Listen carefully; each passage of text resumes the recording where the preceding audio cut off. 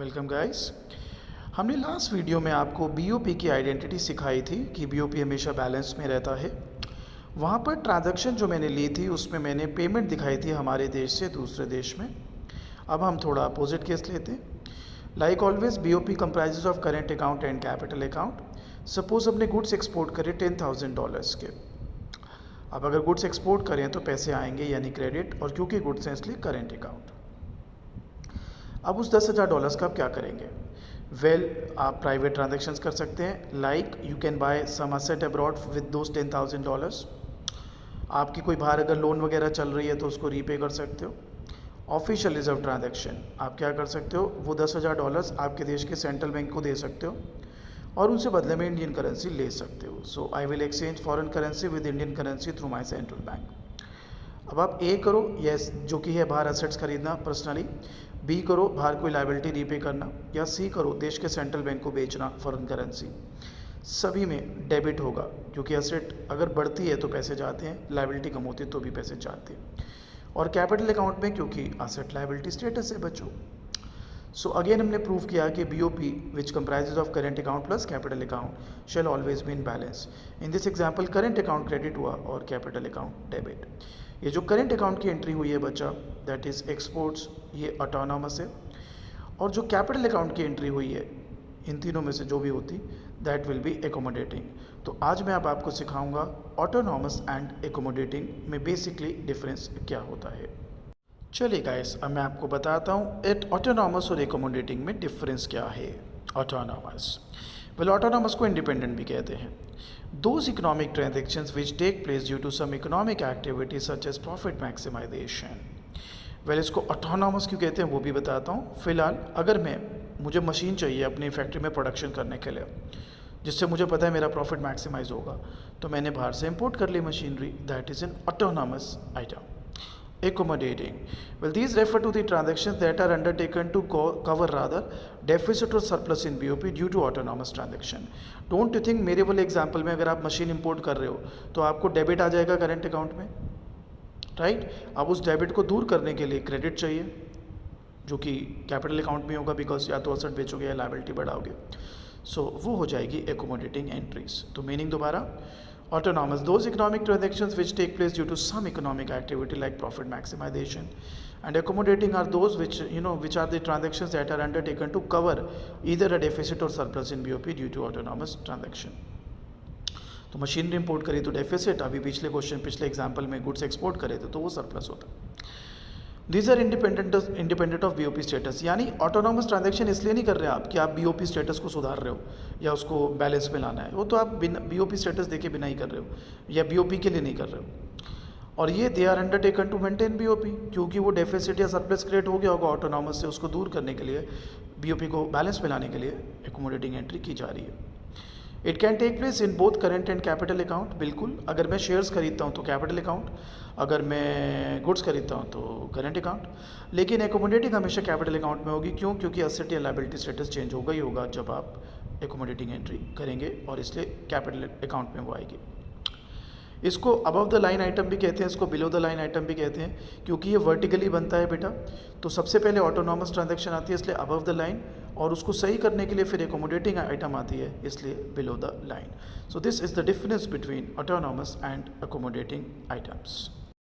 Guys, now we will talk about official reserve transactions. Example में मैं आपको बता ही चुका हूँ, आइए शब्दों के साथ देखते हैं। These are the transactions by the central bank that causes changes in its official reserves। Basically वो foreign exchange gold ये सब। These are usually sale or purchase of its own currency in the exchange market in exchange of foreign currency or other foreign currency denominated assets। In BOP a purchase of its own currency is credit and sale is a debit। कैसे बताता हूँ। अगर आपने बाहर कुछ सामान खरीदा, $10,000 पे करने हैं, तो आप सेंट्रल बैंक के पास जाते थे कि भाई मेरे को डॉलर दे दो, इंडियन करेंसी ले लो। हाँ जाते थे। तो आपको वो सेंट्रल बैंक दे देता था? हाँ दे देता था। क्या? डॉलर्स। तो डोंट यू थिंक बेटा उसने सेल ही तो करे आपको डॉलर्स फॉर इंडियन करेंसी, तो सेल इज़ अ डेबिट, और आप डेबिट ही डालते थे, याद करो, कैपिटल अकाउंट में। अगर असेट कम हो रही है तो डेबिट, राइट? आइए आगे बढ़ते मेरे बच्चों। अब आता है बेटा रिजीम्स, सिस्टम्स। तो पहला है फिक्स एक्सचेंज रेट सिस्टम। तो इसमें एक्सचेंज रेट ऑफिशियली डिक्लेयर्ड होता है, गवर्नमेंट फिक्स करती है। पहले जो फेमस सिस्टम होता था वो गोल्ड स्टैंडर्ड सिस्टम होता था, जो 1870 से 1914 रहा। उसके बाद ब्रेटन वुड आ गया। ब्रेटन वुड में क्या होता था कि आपको एज सेंट्रल बैंक रिजर्व्स रखने पड़ेंगे बहुत सारे, और आप इंटरवीन करके एक्सचेंज रेट को फिक्स रखोगे। मैं एक एग्जांपल देता हूँ। सपोज $1 70 रुपीज़ का है और आपने बाहर कुछ पेमेंट करनी है डॉलर्स की एज ए नेशन, तो डोंट यू थिंक आप डॉलर्स की डिमांड बढ़ा रहे हो? अगर डॉलर्स की डिमांड बढ़ेगी तो आपकी करेंसी डिप्रिशिएट करेगी और डॉलर्स अप्रिशिएट करेंगे। यस। अब यहाँ पे एक इकोनॉमिक प्रिंसिपल लगाते हैं।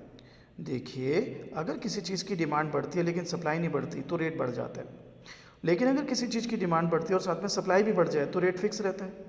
राइट। आइए अपने एग्जाम्पल पर वापस। $1 70 रुपये का था, मुझे बाहर पेमेंट करनी थी, मैंने डॉलर्स की डिमांड बढ़ाई। सेंट्रल बैंक ने कहा अच्छा लो, मेरे पास रिजर्व्स पड़े हैं, मेरे से ले लो डॉलर्स। तो जितनी डिमांड बढ़ी उसकी बराबर की सप्लाई मैच हो गई, इसलिए एक्सचेंज रेट फिक्स रहा, $1 70 से 70 का ही रहा। हालांकि अगर सेंट्रल बैंक वो अपने रिजर्व्स ना खोलता, सप्लाई ना करता, तो शायद वो $1 70 से 72 हो जाता, डिप्रिशिएट कर जाता। लेकिन सेंट्रल बैंक ने अपने रिजर्व्स की हेल्प से उसको 70 पर ही रखा। अब क्या इसके फ़ायदे हैं, क्या नुकसान है वो देखते हैं। वैसे नुकसान ही नुकसान है। पहले फ़ायदे। मेजर इकोनॉमिक डिस्टर्बेंसेस नहीं आएंगी थ्रू आउट द इकोनॉमीज। लंबी पॉलिसीज़ बनाने में, मैक्रो पॉलिसीज़ बनाने में कोऑर्डिनेशन अच्छा रहेगा। वर्ल्ड ट्रेड बढ़ेगा क्योंकि लोगों को जो ट्रेड कर रहे हैं ट्रेडर्स, उन्हें एक्सचेंज रेट को लेकर कोई रिस्क नहीं होगा। और स्पेकुलेशन कम हो जाएगी। कम क्या मतलब, रुकी जाएगी। डीमेरिट्स, सेंट्रल बैंक को रिजर्व्स रखने पड़ेंगे। Restrict the movement of capital. अब पहले क्या होता था, $1 70 से 72 हुआ तो गोरा कहता था चलो यहाँ से ज़्यादा सामान खरीद लो, हमारा एक्सपोर्ट बढ़ जाता था, तो कैपिटल की मूवमेंट उस वजह से तो कम हो जाएगी। Foreign exchange fails to develop as a commodity of trade. भाई जो करेंसी डीलर्स हैं उनके लिए फॉरेन करेंसी तो एक गुड है जिसको वो बेचते खरीदते हैं, ट्रेड करते हैं उसका वो। तो अगर एक्सचेंज रेट ही फिक्स होगा तो फॉरेन करेंसी जो है या फॉरेन एक्सचेंज है वो एज कमोडिटी ऑफ ट्रेड तो नहीं बन पाएगी। परसिस्टेंट डेफिसिट अगर बीओपी में रहा, it will force devaluation while surplus will create inflation. बताता हूँ। $1 70 का था, हाँ था, आपको बाहर पेमेंट करनी थी, आप सेंट्रल बैंक के पास गए, उसने आपको सप्लाई कर दिया, तो 70 ही रह गया, ठीक है। अब आपको फिर पेमेंट करनी है, आप फिर गए, उसने फिर रिजर्व दे दिए, आप फिर गए। अगर परसिस्टेंटली डेफिसिट रहेगा तो एक मोमेंट आएगी जब आपके देश का सेंट्रल बैंक कहेगा भाई कुछ नहीं बचा, सारे रिजर्व खाली। तो उसमें सेंट्रल बैंक अब क्या करेगा? सेंट्रल बैंक कहेगा भैया अब मैं कुछ नहीं कर सकता, I am not in a position to intervene any more, तो अब let's devalue the currency. तो अब वो खुद बोलेगा $1 70 का 72 कर लो। तो बच्चे कहते हैं फिर डेप्रिसिएशन और डिवैल्यूएशन में क्या फ़र्क है? डेप्रिसिएशन होता है जो मार्केट फोर्सेस से हो, डिमांड सप्लाई से, जिसको फ्लेक्सिबल एक्सचेंज रेट कहते हैं। और डिवैल्यूएशन जब खुद गवर्नमेंट जो है या सेंट्रल बैंक जो है वो उसको वैल्यू को फिक्स करे पहले से ज़्यादा वैल्यू पर। नुकसान क्या है? नुकसान ही है यार, अरे $1 70 का 72 ही करना था तो पहले ही कर लेता, आपने सारा रिजर्व्स क्यों खत्म करे तूने? और सर इसका उल्टा हो जाए तो? उल्टा हो जाए मतलब उल्टा हो जाए कि अगर आपके देश में सरप्लस ही सरप्लस है, बाहर से पैसे आए जा रहे हैं, तो भैया अगर आपके देश में पैसे आए जा रहे हैं तो आपके देश के सेंट्रल बैंक के पास रिजर्व्स बढ़ते रहेंगे, वो बदले में इंडियन करेंसी देता रहेगा, वो इंडियन करेंसी इकोनॉमी में आ जाएगी, इकोनॉमी में पैसा जब बढ़ेगा तो इन्फ्लेशन आ जाएगी। पांचवा नुकसान, ओवर वैल्यूएशन और अंडर वैल्यूएशन ऑफ करेंसी। अब हमारे एग्जाम्पल में सेंट्रल बैंक तो अड़ ही गया है कि मैं $1 70 का ही रखूँगा, जबकि अगर उसकी मार्केट वैल्यू सपोज 72 रुपये होती तो ये तो 70 रुपये ही मान के चल रहा है, और जुगाड़ भी इस तरह से कर रहा है कि 70 ही रहे, 72 हो ना पाए।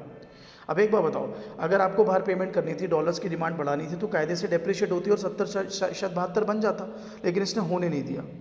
तो डोंट यू थिंक जो चीज़ जिसकी वर्थ 72 है आप 70 रख रहे हो तो आपकी डिमांड बढ़ जाएगी करेंसी की, और अगर सपोज उसकी एक्चुअल वर्थ 68 और आप 70 रख रहे हो तो सप्लाई बढ़ जाएगी।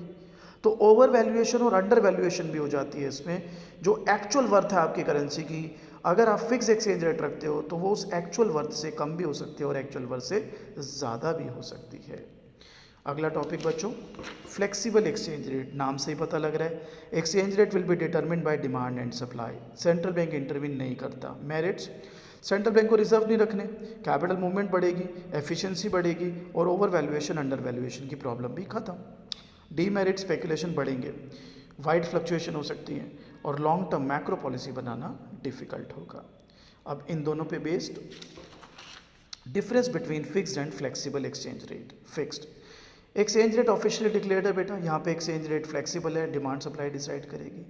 यहाँ पे ज़्यादा फ्लक्चुएशन हो ही नहीं सकती, यहाँ पे अनसर्टेनिटी बहुत है, फ्लक्चुएशंस काफ़ी हो सकती हैं। ये स्पेकुलेशन को बिल्कुल बढ़ावा नहीं देता, ये स्पेकुलेशन को बढ़ावा देता है। यहाँ पे गवर्नमेंट की इंटरवेंशन चाहिए, वही तो फिक्स रखेगी ना वो सप्लाई बढ़ा के अपने डॉलर्स वगैरह की। यहाँ पे गवर्नमेंट की कोई इंटरवेंशन नहीं है बेटा, सिंपल डिमांड सप्लाई डिसाइड करेंगे कि एक्सचेंज रेट क्या होगी।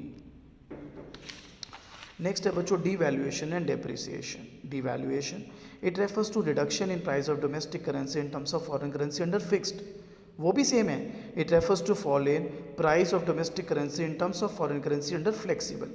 यानी रेट दोनों में टूट रहा है, $1 70 से 72 दोनों में हो रहा है, लेकिन ये होता है फिक्स एक्सचेंज सिस्टम में, ये होता है फ्लेक्सिबल।